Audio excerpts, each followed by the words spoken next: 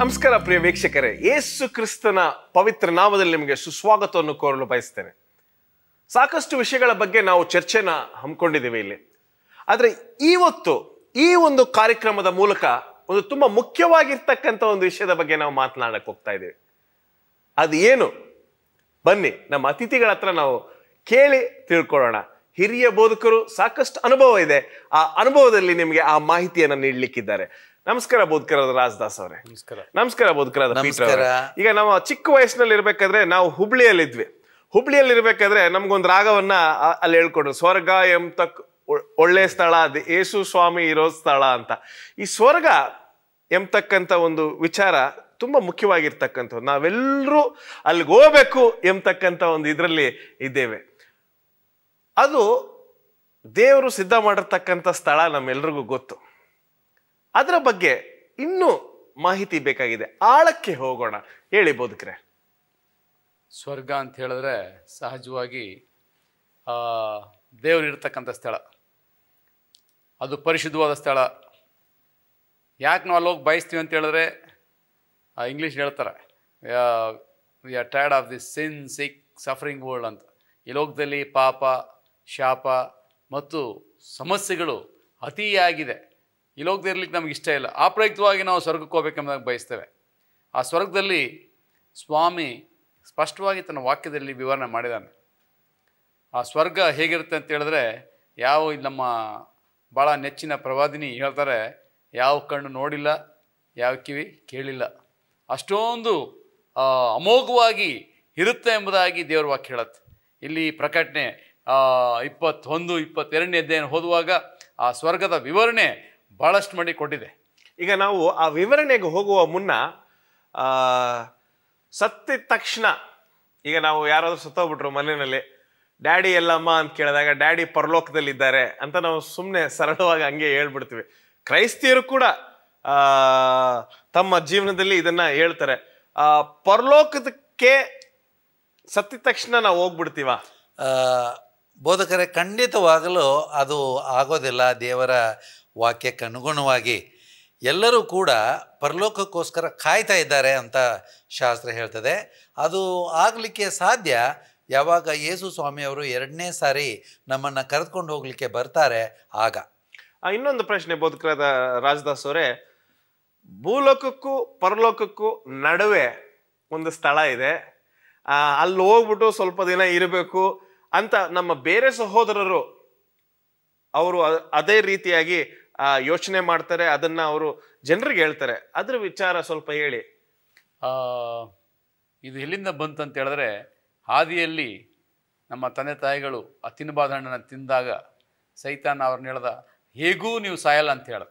ಆಪ್ರಯುಕ್ತವಾಗಿ ಆ ಒಂದು ಸುಳ್ಳನ್ನು ಎಲ್ಲ ಜನರು ಅಳವಡಿಸ್ಕೊಂಡು ಸತ್ತವರ ಆತ್ಮಗಳು ಪರಲೋಕಕ್ಕೆ ಹೋಗಿರಲ್ಲ, ನರಕಕ್ಕೆ ಹೋಗಿರಲ್ಲ, ಅದು ಪರ್ಗೇಟ್ರಿ ಅಂತ ಹೇಳ್ತಾರೆ. ಅಲ್ಲಿ ಅಂತರಿಕ್ಷದಲ್ಲಿ ಅವರು ಜೀವಿಸ್ತಿರ್ತಾರೆ, ಅದು ಸತ್ಯವೇದದಲ್ಲಿ ಯಾವುದ ಆಧಾರವಿಲ್ಲ ಎಂಬುದಾಗಿ ನಾನು ಹೇಳಲು ಬಯಸ್ತೇನೆ. ಇದೊಂದು ಮನುಷ್ಯನ ಸೃಷ್ಟಿ, ಇದು ಸಂಪ್ರದಾಯ, ಇದು ಸತ್ಯ ಅಲ್ಲ, ಇದು ಸತ್ಯದಿಂದ ಬಹಳ ದೂರ ಇದೆ. ಈ ಸ್ಥಳವನ್ನು ಕೆಲವರು ಅದನ್ನು ತಮ್ಮ ಕಲ್ಪನೆಯಲ್ಲಿ ತಯಾರು ಮಾಡಿದ್ದಾರೆ. ಏನಕ್ಕೆ ಅಂತಂದರೆ, ಅವರು ನೇರವಾಗಿ ಪರಲೋಕಕ್ಕೆ ಹೋಗದೇ ಇರುವಾಗ ಅವರಿಗೋಸ್ಕರ ಇಲ್ಲಿರ್ತಕ್ಕಂಥವ್ರು ಏನಾದರೂ ಪುಣ್ಯದ ಕೆಲಸ ಮಾಡಿ ಅವರನ್ನು ಪರಲೋಕಕ್ಕೆ ಸೇರಿಸುವಂಥ ಕೆಲಸ ಅಂತ. ಅದು ಖಂಡಿತವಾಗಲೂ ನಂಬಲು ಇವು ಎಲ್ಲ ಕಷ್ಟದ ವಿಷಯಗಳು. ಇದಕ್ಕೆ ಹೆಚ್ಚಿನ ಅಂಶವನ್ನು ನಾನು ಹೇಳಲಿಕ್ಕೆ ಬಯಸ್ತೇನೆ. ಒಂದು ಸಭೆಯವರು ಇದನ್ನು ಉಪಯೋಗಿಸಿ, ಈ ಒಂದು ತತ್ವವನ್ನು ಉಪಯೋಗಿಸಿ, ನಿಮ್ಮ ಸತ್ತವರ ಆತ್ಮಗಳು ಆ ಪರ್ಗೇಟ್ರಿಯಲ್ಲಿ ನರಳಾಳೋದನ್ನು ನಾವು ಕೇಳ್ತಾ ಇದ್ದೇವೆ, ನೀವು ನಿಮ್ಮ ಕಾಣಿಕೆಗಳನ್ನು ತಂದು ನಮ್ಮ ಪೆಟ್ಟಿಗೆಯಲ್ಲಿ ಹಾಕೋದಾದರೆ ನಾವು ಪ್ರಾರ್ಥಿಸ್ತೇವೆ, ನಾವು ಪ್ರಾರ್ಥಿಸುವಾಗ ಅವರ ಆತ್ಮಗಳು ಪರಲೋಕಕ್ಕೆ ನೇರವಾಗಿ ನಾವು ಟ್ರಾನ್ಸ್ಫರ್ ಮಾಡ್ತೀವಿ ಅಂದಾಗ ಹೇಳಿದ್ರು. ಇಂಗ್ಲೀಷ್ ಹೇಳ್ತದೆ, when you offering rings the soul springs ಅಂತ ಹೇಳಿದ್ರು. ಆಪ್ರಯುಕ್ತವಾಗಿ ಜನರು ವ್ಯಾಮೋಹದಿಂದ, ಪ್ರೀತಿಯಿಂದ ನಮ್ಮ ಆತ್ಮೀಯರು, ನಮ್ಮ ಪ್ರಿಯರು ನರಳಾಡ್ತಾ ಇದ್ದಾರೆ, ಅವರ ಗೋಳಾಡ್ಲಿಕ್ಕೆ ನಮ್ಮ ಫಾದರ್ಗಳಿಗೆ, ನಮ್ಮ ಪ್ರೀಸ್ಗಳು ಗೊತ್ತಾಗಿದೆ ಅಂತ ತಿಳಿದು ಅವರು ಹೆಚ್ಚಿನ ಪ್ರಮಾಣದಲ್ಲಿ ಕಾಣಿಕೆ ಅಂತಂದು ಸುರಿದ್ರು. ಇವರು ಜನಗಳಿಗೆಲ್ಲ ಮರಳು ಮಾಡಿ ಆತ್ಮಗಳನ್ನ ಕಳಿಸ್ತೀವಿ ಅಂತ ಟ್ರಾನ್ಸ್ಫರ್ ಮಾಡಿದ್ರು. ಅವ್ರು ಟ್ರಾನ್ಸ್ಫರ್ ಮಾಡ್ಲಿಕ್ಕೆ ಆಗಲ್ಲ, ಯಾಕಂದ್ರೆ ಅಲ್ಲಿ ಯಾವುದೇ ಆತ್ಮಗಳಿಲ್ಲ, ಜನ ಮರಳಾದರು.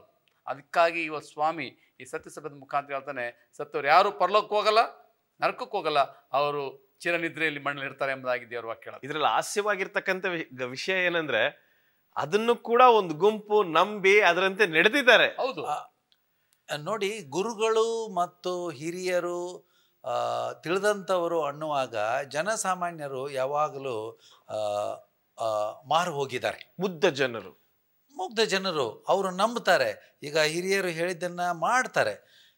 ಈ ರೀತಿ ತಪ್ಪಾದ ದಾರಿಗೆ ನಾವು ಜನರನ್ನು ನಡೆಸಬಾರ್ದು. ಅದು ಬಹಳ ತಪ್ಪಾದ ಕೆಟ್ಟ ಕೆಲಸ ಅಂತ ನಾವು ನೋಡ್ತೇವೆ. ಇದಕ್ಕೆ ಸ್ವಾಮಿ ಅವರನ್ನು ಭಾಳ ಗಂಭೀರವಾದಂಥ ಲೆಕ್ಕಕ್ಕೆ, ನ್ಯಾಯ ವಿಚಾರಣೆಗೆ ಗುರಿ ಮಾಡ್ಬೋದು ಅಂತಲೂ ಶಾಸ್ತ್ರ ನಮಗೆ ಹೇಳ್ತದೆ. ನಾನು ಹೋಗ್ತಾ ಇದ್ದೇನೆ, ನಿಮಗೋಸ್ಕರ ಒಂದು ಮನೆಯನ್ನು ಸಿದ್ಧ ಮಾಡ್ತೇನೆ, ಬಿಡಾರವನ್ನು ಸಿದ್ಧ ಮಾಡ್ತೇನೆ, ನಮ್ಮ ತಂದೆಯ ಮನೆಯಲ್ಲಿ ಸಾಕಷ್ಟು ಸ್ಥಳ ಇದೆ ಎಂಬತಕ್ಕಂಥ ಒಂದು ಆಶ್ವಾಸನೆಯನ್ನು ಕೊಟ್ಟು ಯೇಸು ಸ್ವಾಮಿ ಹೋದ್ರು. ಆ ನಂತರ ಏನಾಯಿತು? ಸ್ವಾಮಿ ಈ ಒಂದು ವಾಗ್ದಾನ ಮಾಡಿ 2000 ವರ್ಷಗಳ ಆಗಿದೆ. ಅನೇಕರು ಹೇಳ್ತಾರೆ 2000 ವರ್ಷಗಳ ಹಿಂದೆ ದೇವರು ನಮಗಾಗಿ ಸುಂದರ ಭವನ ಮಾಡ್ತಾ ಇದ್ದಾನ? ಖಂಡಿತವಾಗಿಲ್ಲ, ಆತನು ಖಂಡಿತ ಬರಲ್ಲ ಎಂಬ ಒಂದು ನಿರಾಶೆ ಅನೇಕರಲ್ಲಿ ಉದ್ಭವ ಆಗಿದೆ. ಸ್ವಾಮಿ ತಡ ಮಾಡ್ತಾ ಇಲ್ಲ. ಆದರೆ ಯೋಹಾನ 3ನೇ ಅಧ್ಯಾಯ 16ನೇ ವಚನದಲ್ಲಿ ದೇವರ ಚಿತ್ತ ಏನಂತ ಹೇಳಿದ್ರೆ, ದೇವರು ಲೋಕದ ಮೇಲೆ ಎಷ್ಟೋ ಪ್ರೀತಿ ನೀಡುತ್ತಾನೆ, ಒಬ್ಬನೇ ಮಗನನ್ನು ಕೊಟ್ಟನು, ಆತನ ನಂಬು ಒಬ್ಬನಾದರೂ ನಾಶವಾಗದೆ ಎಲ್ಲರೂ ನಿತ್ಯ ಜೀವ ಪಡಿಬೇಕೆಂಬುದಾಗಿ ಸ್ವಾಮಿ ಆಲೋಚನೆ ಮಾಡ್ತಾರೆ. ಇವತ್ತು ಯಾಕೆ ತಡ ಮಾಡ್ದಂತ ಹೇಳಿದ್ರೆ, ನಾವು ಒಬ್ಬರೂ ನಾಶ ಆಗಬಾರ್ದು, ನಾವೆಲ್ಲ ನಿತ್ಯ ಜೀವ ಹೊಂದಬೇಕೆಂಬುದಾಗಿ ಸ್ವಾಮಿ ಕಾಯ್ತಾ ಇದ್ದಾನೆ. ಆತನು ಖಂಡಿತ ಬರ್ತಾನೆ. ಆತನು ವಾಗ್ದಾನ ಮಾಡ್ದ, ಆತನು ನಂಬಿಗಸ್ತನು, ಯಾವುದೇ ಕಾರಣಕ್ಕೂ ಮಾತಿಗೆ ತಪ್ಪದವನು. ನಾವು ಮುಂದಿನ ಭಾಗದಲ್ಲಿ ಪರಲೋಕದ ಬಗ್ಗೆ ಇನ್ನು ಅದು ಹೇಗಿದೆ, ಅದರಲ್ಲಿ ಏನಿದೆ ಅಂತ ನಾವು ಕಲಿಯೋಣ. ಒಂದು ಸಣ್ಣ ವಿರಾಮದ ನಂತರ ಆ ಸುಂದರ ನಗರಿಗೆ ನಿಮ್ಮನ್ನ ಕರ್ಕೊಂಡೋಗಕ್ಕೆ ಈ ಬೋಧಕರು ತಯಾರಾಗಿದ್ದಾರೆ. ಒಂದು ಸಣ್ಣ ವಿರಾಮದ ನಂತರ.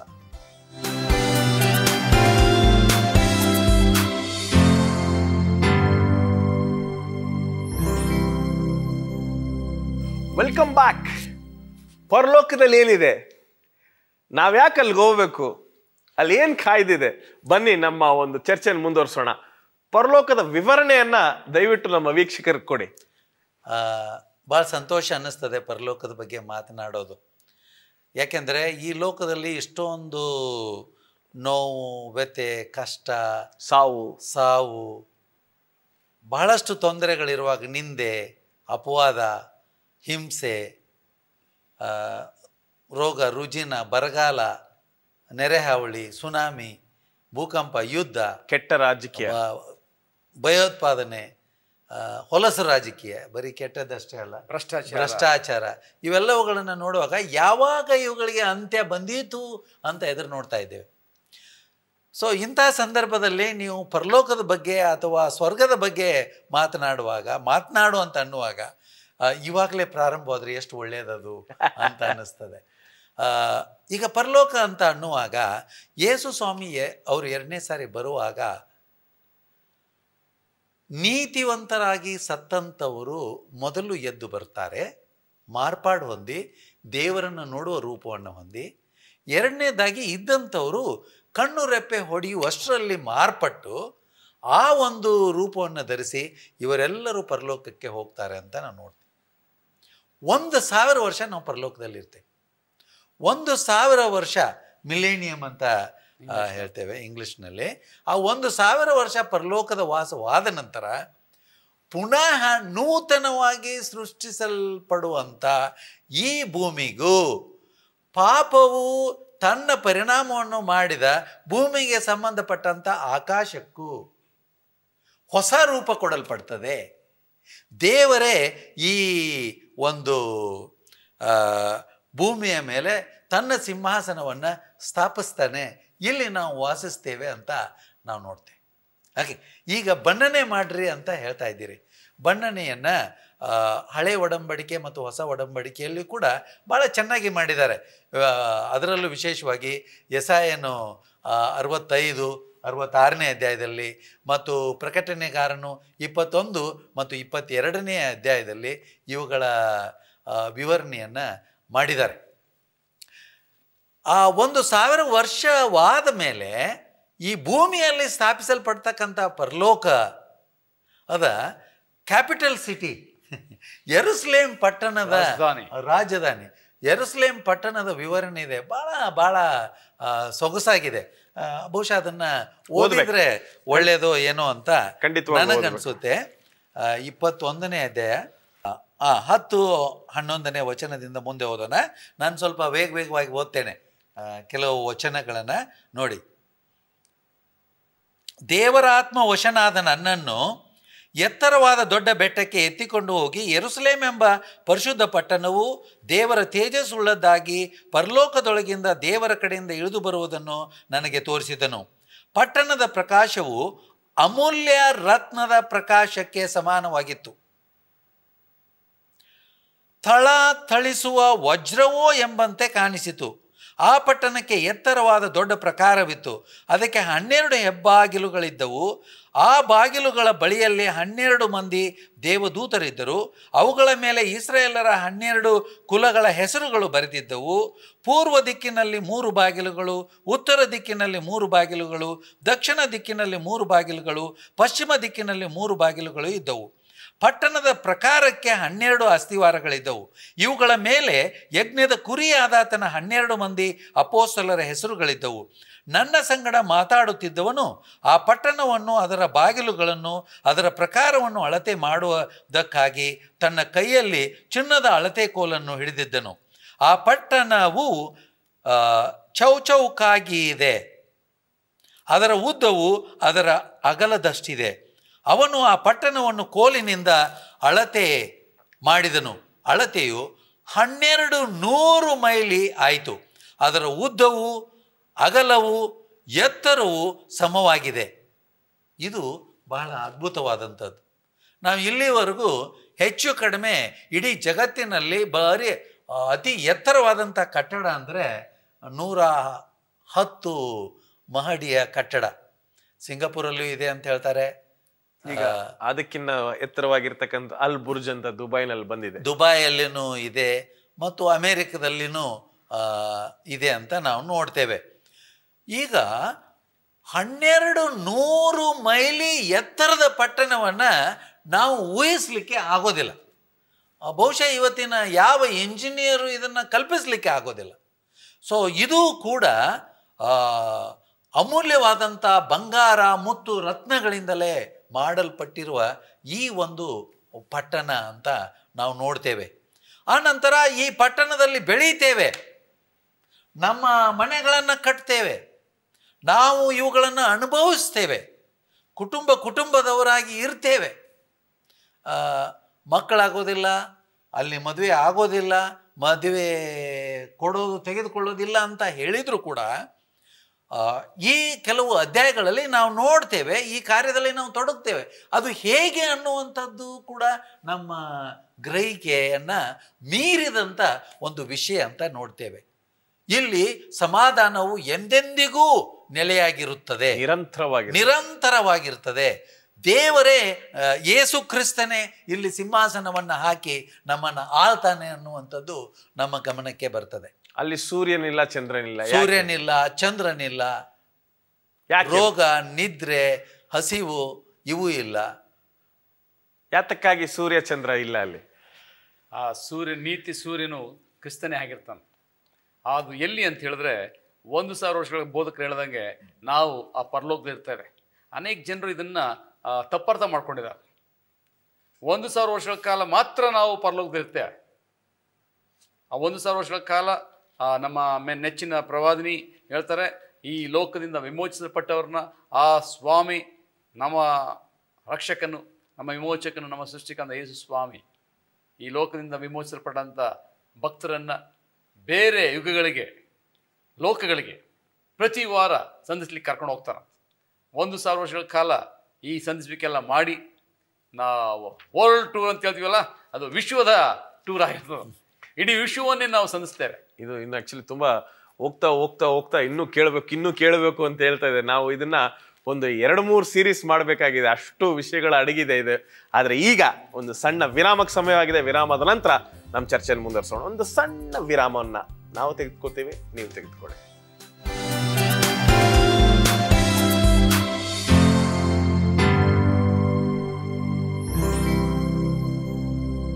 Welcome back.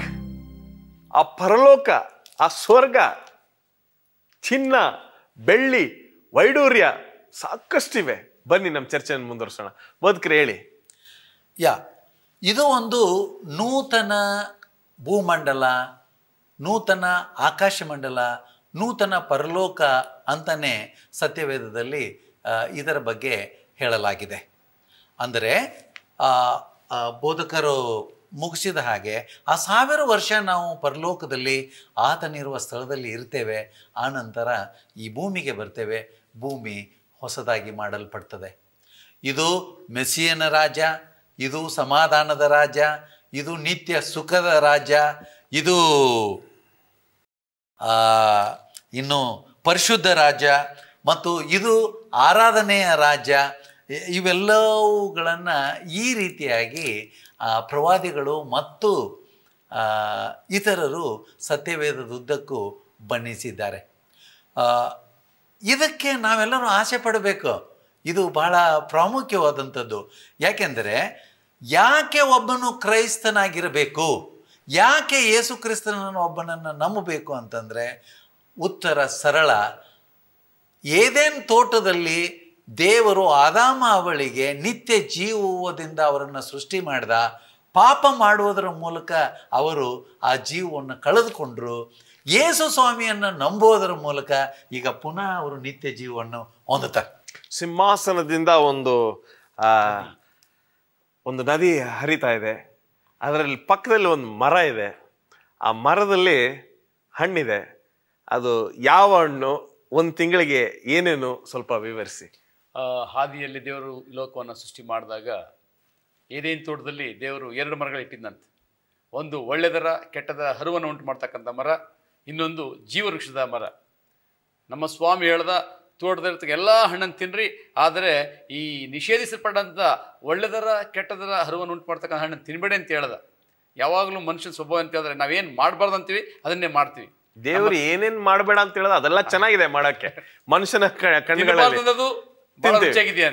ಸ್ವಾಮಿ ತಿನ್ನಬಾರ್ದ ಹಣ್ಣನ್ನ ನಮ್ಮ ತಂದೆ ತಾಯಿಗಳು ತಿಂದ್ರು, ಈ ಲೋಕಕ್ಕೆ ಪಾಪ ಬಂತು. ಆದರೆ ದೇವರು ನಮಗೆ ಸ್ತೋತ್ರ, ನನಗೆ ಭಾಳ ಸಂತೋಷ.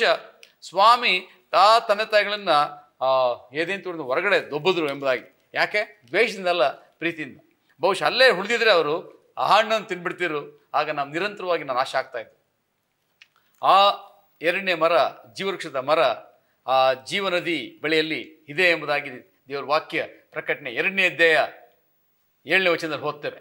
ಜಯ ಹೊಂದುವವನಿಗೆ ನಾನು ಜೀವವೃಕ್ಷದ ಹಣ್ಣು ಕೊಡ್ತೇನೆ ಎಂಬುದಾಗಿ ಹೇಳ್ತಾರೆ. ಆ ಜೀವವೃಕ್ಷದ ಹಣ್ಣಿನ ವೈಶಿಷ್ಟ್ಯತೆ ಏನಂತ ಹೇಳಿದ್ರೆ, ನೀವು ಹೇಳ್ದಂಗೆ ವರ್ಷದಲ್ಲಿ ಎಷ್ಟು ತಿಂಗಳಿದೆ? 12 ತಿಂಗಳಿದೆ. ನಾವು ಒಂದೇ ಹಣ್ಣು ಅನೇಕರು ತಿಳ್ಕೊಂಡಿದ್ರೆ ಆ ಜೀವವೃಕ್ಷದಲ್ಲಿ ಒಂದೇ ಫಲ ಕೊಡುತ್ತೆ ಎಂಬುದಾಗಿ ಅದು ದೇವರ ವಾಕ್ಯ ಹೇಳುತ್ತೆ. 12 ತಿಂಗಳಿಗೆ 12 ಫಲ ಕೊಡುತ್ತಂತೆ. 12 ಥರದ ಹಣ್ಣು, ಪ್ರತಿ ತಿಂಗಳಲ್ಲೂ ಒಂದೊಂದು ಥರದ ಹಣ್ಣು ಇರ್ತದಂತೆ. ಯಾಕಂದರೆ ಒಂದೇ ಹಣ್ಣು ತಿಂದರೆ ನಿಜವಾಗ್ಲೂ ಬೇಸರ ಆಗುತ್ತೆ.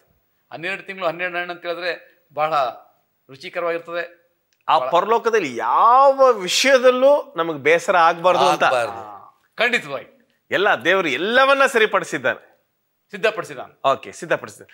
ಆ ಎಲೆಗಳನ್ನ ತಿಂದ್ರೆ ಎಲ್ಲ ರೋಗ, ನಮ್ಮ ಶರೀರ ಎಲ್ಲ ಚೆನ್ನಾಗಾಗುತ್ತಲ್ಲ. ಇದು ಕೂಡ ಒಂದು ಬಹಳ ಪ್ರಾಮುಖ್ಯವಾದಂಥ ವಿಷಯ. ಅನೇಕ ಪ್ರಶ್ನೆಗಳನ್ನು ಕೂಡ ಮೂಡಿಸುವಂಥ ವಿಷಯ.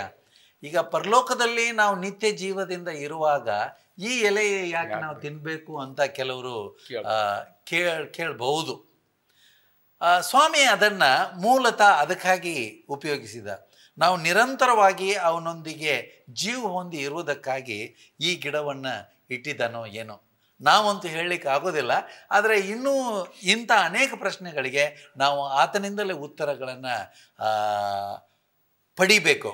ಬಹುಶಃ ಆತನ ಜೊತೆಗೆ ಆ ರಾಜ್ಯದಲ್ಲಿ ಜೀವಿಸಲಿಕ್ಕೆ ಪ್ರಯತ್ನ ಮಾಡೋಣ. ಇಲ್ಲಿ ಎರಡನೇ ಇನ್ನೊಂದು ಪ್ರಶ್ನೆ ಉದ್ಭವವಾಗ್ತದೆ. ಆ ಪ್ರಶ್ನೆ ಏನಂದರೆ, ಎಲ್ಲರೂ ಕೂಡ ಈ ರಾಜ್ಯಕ್ಕೆ ಹೋಗ್ಲಿಕ್ಕೆ ಆಗೋದಿಲ್ಲ ಬೋಧಕರೇ? ಹೌದು. ಈಗ 2ನೇ ಅಧ್ಯಾಯ 7ನೇ ವಚನವನ್ನು ಬೋಧಕರು ಹೇಳಿದರು. ಅದರಲ್ಲಿ ಒಂದು ಪದವನ್ನು ನಾನು ತಮ್ಮ ಗಮನಕ್ಕೆ ತರ್ತೇನೆ. ಈ ಮೂಲಕ ಎಲ್ಲ ವೀಕ್ಷಕರಿಗೆ ಗೊತ್ತಾಗಲಿ. ಎಲ್ಲರೂ ಪರಲೋಕ ರಾಜ್ಯಕ್ಕೆ ಹೋಗ್ಲಿಕ್ಕೆ ಆಗೋದಿಲ್ಲ. ಜನರು ಹಾಗೆ ಹೀಗೆ ಅಂತ ಹೇಳ್ಬೋದು. ನಾವು ಕೃಪೆಗೆ ಪಾತ್ರರು, ನಾವು ನಮ್ಮನ್ನು ಆತನು ಕರೆದಿದ್ದಾನೆ, ನಾವು ಸೇರ್ತೇವೆ ಅಂತ ಇಲ್ಲ. ಉತ್ತರ ಏನು ಹೇಳ್ತದೆ? ಯಾವನು ಜಯ ಹೊಂದುತ್ತಾನೋ, ಅಂದರೆ ಈ ಲೋಕದಲ್ಲಿ ಸೈತಾನನು ಒಡ್ಡುವ ಶೋಧನೆಗಳನ್ನು ಜಯಿಸಿ, ಯಾರ ಬಲದಿಂದ? ದೇವರ ಬಲದಿಂದ. ಆ ಬಲ ನಮಗೆ ಹೇಗೆ ಸಿಗ್ತದೆ? ಆತನ ಕೃಪೆ. ನಾವು ಆತನ ಎಡೆಗೆ ನೋಡಿದಾಗ ಆತನು ತನ್ನ ಕೃಪೆಯಲ್ಲಿ ನಮಗೆ ಆ ಶಕ್ತಿಯನ್ನು ಕೊಡ್ತಾನೆ. ಇಲ್ಲಿ ಕೃಪೆಯ ಪಾತ್ರ ಬಹಳ ಅವಶ್ಯವಾದಂಥದ್ದು. ನಾವು ಆಜ್ಞೆಗಳನ್ನ ಕೈಕೊಂಡು ನಡೀತೇವೆ, ಯಾಕೆಂದರೆ ಅದು ಆತನ ಕೃಪೆ. ಬರೀ ಮನುಷ್ಯರಾಗಿ ನಾವು ಆತನಂತೆ ನಡೆಯಲು ಆಗದೇ ಇರುವಾಗ ಆತನ ಸ್ವಂತ ಬಲದಿಂದ ಇದನ್ನು ನಮಗೆ ಸಾಬೀತು ಮಾಡಿದ್ದಾನೆ, ಸಾಧನೆ ಮಾಡಿ ತೋರಿಸಿದ್ದಾನೆ. ಹೇಗೆ ನಾವು ಹಾಗೆ ಜೀವಿಸ್ಬೋದು, ನೀತಿವಂತರಾಗಿ ಜೀವಿಸ್ಬೋದು ಅಂತ. ಸೊ ಇಂದು ನಾವು ಎಲ್ಲ ಶೋಧನೆಗಳನ್ನು ಜಯಿಸಲೇಬೇಕು. ಜಯಿಸಿದರೆ ಮಾತ್ರ ಪರಲೋಕದಲ್ಲಿ ನಮಗೆ ಅರ್ಹತೆ, ಜೀವಬಾಧ್ಯರ ಪಟ್ಟಿಯಲ್ಲಿ ನಮ್ಮ ಹೆಸರುಗಳು ಬರೆಯಲ್ಪಡ್ತವೆ ಅಂತ ನಾವು ನೋಡ್ತೇವೆ. 21:7 ವಚನದಲ್ಲಿಯೂ ಕೂಡ ಈ ಅಂಶ ಇದೆ. ಜಯ ಹೊಂದುವವನು ಇವುಗಳಿಗೆ ಬಾಧ್ಯನಾಗುವನು. ಯಾವುಗಳಿಗೆ? ಈ ಜೀವಕರವಾದ ನೀರನ್ನು ಕುಡಿಲಿಕ್ಕೆ, ಜೀವ ವೃಕ್ಷವನ್ನು ತಿನ್ನಲಿಕ್ಕೆ, ಯೇಸು ಸ್ವಾಮಿಯ ಜೊತೆಗೆ ಅಲ್ಲಿ ವಿಹಾರ ಮಾಡಲಿಕ್ಕೆ, ಆತನನ್ನು ಮುಖಾಮುಖಿಯಾಗಿ ನೋಡಿ ಆರಾಧಿಸಲಿಕ್ಕೆ, ಜಯಮಾಲೆಯನ್ನು ಹೊಂದಲಿಕ್ಕೆ, ಕಿರೀಟವನ್ನು ಧರಿಸಿಕೊಳ್ಳಲಿಕ್ಕೆ. ಇನ್ನೂ ಕೆಲವರು ಹೇಳ್ತಾರೆ ಆ ಕಿರೀಟವನ್ನು ಧರಿಸಿದಾಗ ಈ ಭೂಮಿ ಮೇಲೆ ನಾವು ಆತ್ಮಗಳನ್ನು ಗೆದ್ದಿದ್ದರೆ ಅವು ನಕ್ಷತ್ರಗಳ ಹಾಗೆ ಇರ್ತವೆ ಅಂತ. ನನಗೆ ಪರಲೋಕ ರಾಜ್ಯಕ್ಕೆ ಹೋಗೋಕೆ ತುಂಬ ಆಸೆ ಆಗಿದೆ. ಅದು ನೀವು ಹೇಳಿದ ಮೇಲೆ ಇನ್ನೂ ಸ್ವಲ್ಪ ಆಸೆ ನನಗೆ ಹೆಚ್ಚಿದೆ. ನಾವೆಲ್ಲರೂ ಅಲ್ಲಿಗೆ ಹೋಗೋಣ. ದಯವಿಟ್ಟು ಬೋಧಕರಾದ ಪೀಟರ್ ಒಂದು ಸಣ್ಣ ಪ್ರಾರ್ಥನೆ ಮಾಡಬೇಕು. ಪರಮೋತ್ತಮನಾದಂಥ ತಂದೆಯೇ, ಯೇಸು ಸ್ವಾಮಿಯವರನ್ನು ಕಳುಹಿಸುವುದರ ಮೂಲಕ ಪರಲೋಕವನ್ನು ನಮಗೆ ಸ್ಥಾಪಿಸಿದ್ದಿ, ಅದನ್ನು ಕೊಡುವೆನೆಂದು ಆಶ್ವಾಸನೆ ಮಾಡಿದ್ದಿ. ಅದಕ್ಕೆ ಅರ್ಹರಾಗಿ ನೀನು ಕಲಿಸಿಕೊಟ್ಟಿರುವ ಎಲ್ಲ ನಿಯಮಗಳನ್ನು ಪಾಲಿಸಿ ಜೀವಿಸುವಂಥ ಭಾಗ್ಯವನ್ನು ನಮ್ಮದನ್ನಾಗಿ ಮಾಡಿ ಬೇಗ ಬಂದು ನಿನ್ನ ನಿತ್ಯ ರಾಜ್ಯಕ್ಕೆ ಕರೆದುಕೊಂಡು ಹೋಗು ನಮ್ಮೆಲ್ಲರನ್ನೆಂದು ಯೇಸುಸ್ವಾಮಿಯ ಹೆಸರಿನಲ್ಲಿ ಬೇಡಿಕೊಳ್ಳುತ್ತೇನೆ. ಆಮೇನ್. ಆಮೇನ್. ಪರಲೋಕದಲ್ಲಿ ಸಂತೋಷೋಣ. ವಂದನೆ. ನೀವು ಕೂಡ ಆ ಒಂದು ಸ್ಥಳಕ್ಕೆ ಹೋಗಲು ಸಿದ್ಧರಾಗಿರಿ. ದೇವರು ನಿಮ್ಮನ್ನು ಅಧಿಕವಾಗಿ ಆಶೀರ್ವದಿಸಲಿ.